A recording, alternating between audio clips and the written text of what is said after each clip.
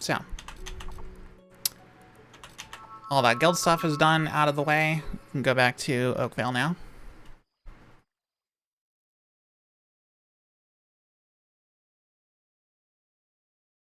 Upon returning to Oakvale, sometimes the load screen can take a little while. This usually only tends to happen, like, after Arena when we come back. But because I'm doing this in, kind of chunks, I guess,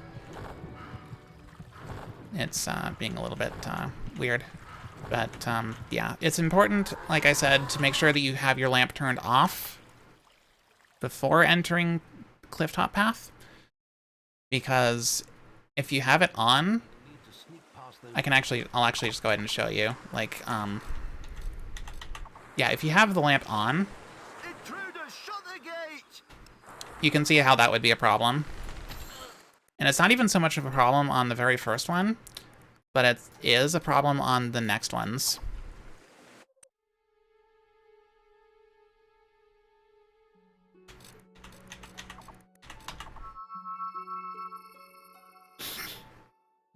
Like the second one especially, because you're brighter and a whole lot more obvious. And if you're trying to go fast,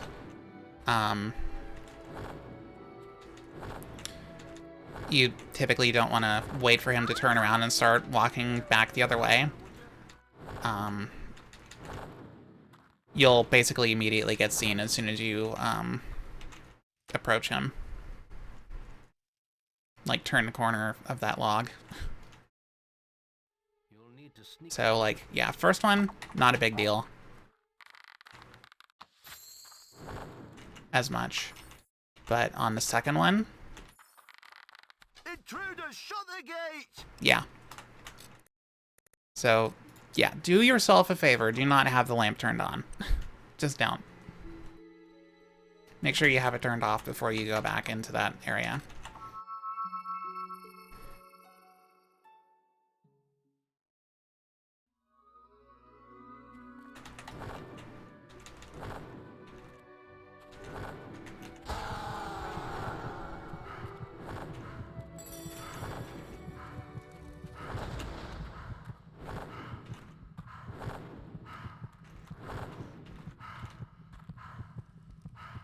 Okay.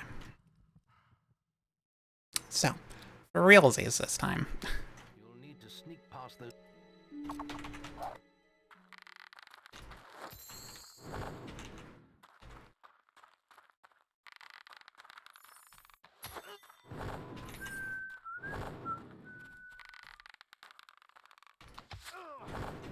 Okay. Go ahead and turn physical shield on here.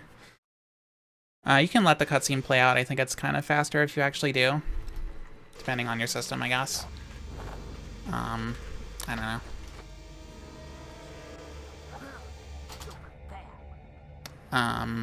And yeah, the reason we're not doing summon clipping, by the way, is because it's dangerous to enter that area again.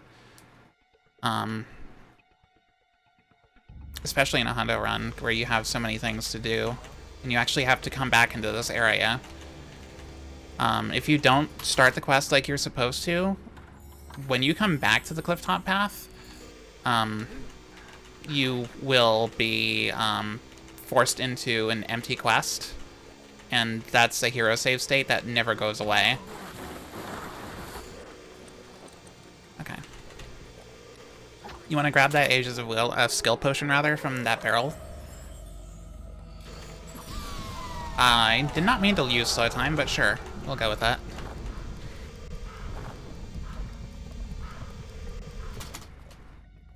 And obviously, getting the bandit armor.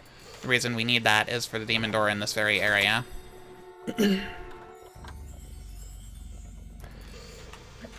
Because, yeah.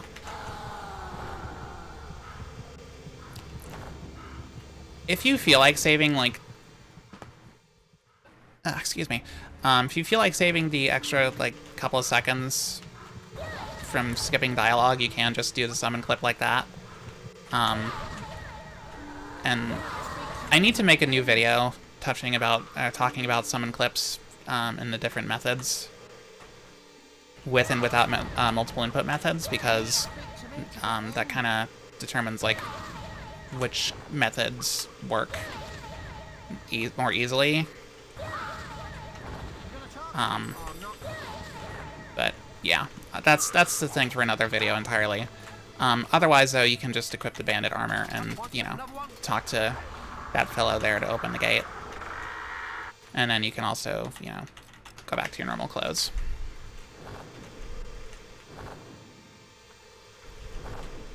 You can turn physical shield off now if you want.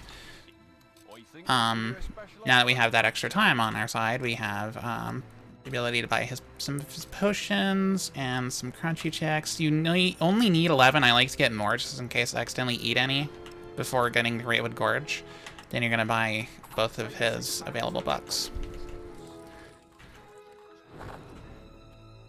You can either kill this guy or just talk to him for the, you know, pay 1,000 gold for the pass. Here, this is where things are going to start getting a little bit tough, depending on, you know, how well you can memorize things and literally spot the addition. I'm going to be using slow time here just for the example, but in my runs I normally don't use slow time, and I also normally don't use a phone camera, but that is an option available to you if you have a phone. You know, and camera available. You can quickly snap a photo, look at it. It's pretty handy. Don't use slow time too close to this guy, by the way. Otherwise, you'll scare him, and he like doesn't like to do the thing. Sword Skull Tree, Sword Skull Tree, Sword Skull Tree. I like to say I like to use some manner of mnemonic device so I can like remember what these things are. Bug shroom hob fruit, bug shroom hob fruit, bug shroom hob fruit, bug shroom hob fruit. That was a total misclick on my part. That's okay. Shroomstone tree, shroomstone tree, shroomstone tree. You won the round.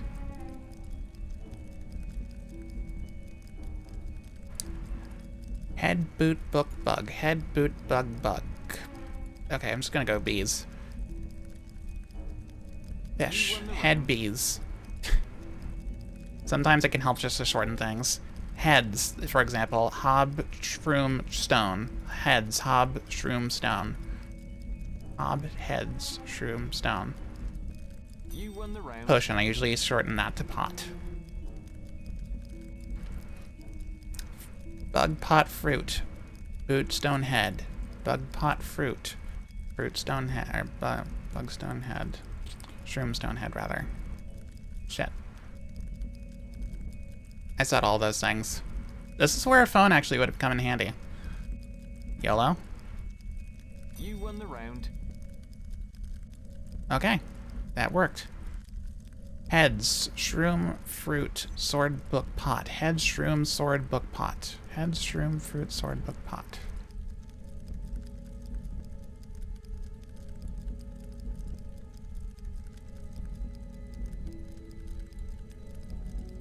You won with a new best score. Okay. Sir, play another game. Perhaps you'll come back and play some more.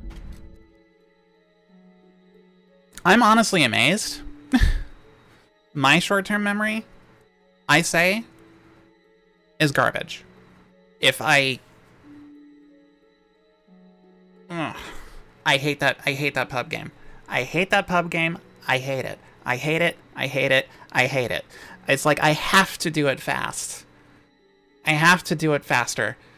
I don't know what it is. It's something about my brain. I hate it. It is so unfriendly for me. Break that first barrel. The other one doesn't matter for the Ages of Will. Make sure you dig here for the silver key. Very important. And then, before you go to the next area, go ahead and sleep in one of the beds. And make sure that it's nighttime.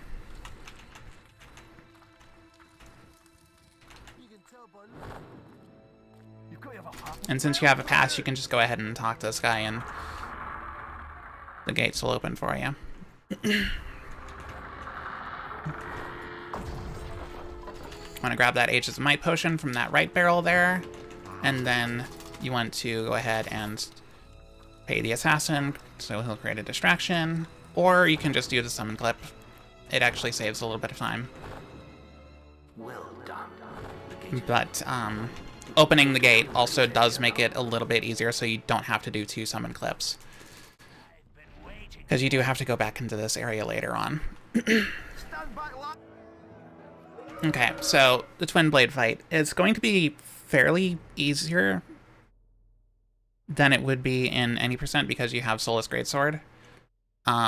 Basically, the biggest thing to take note of is the fact that Berserk 1 has a pretty darn short timer on it, so you don't want to go Berserk too soon.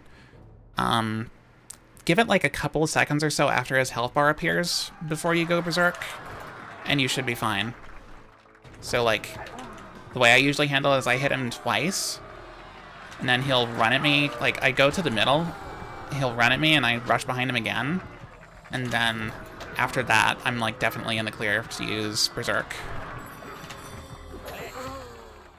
And then taking hits while in Berserk, if you're coming from any percent, you probably know that like, yeah, you can increase your physical damage output with Berserk. And then, because it is night, and it has been long enough for the Fist Fighters guys to spawn, you can grab one of the bandits, one of the melee bandits specifically, sword-wielding ones. I prefer to take care of this first guy myself if I can nowadays. Hopefully this bandit does not go too ham. Okay. Basically, the biggest thing with using the bandit for cheesing fist fighters here is to make sure he's not over on their side of the ring.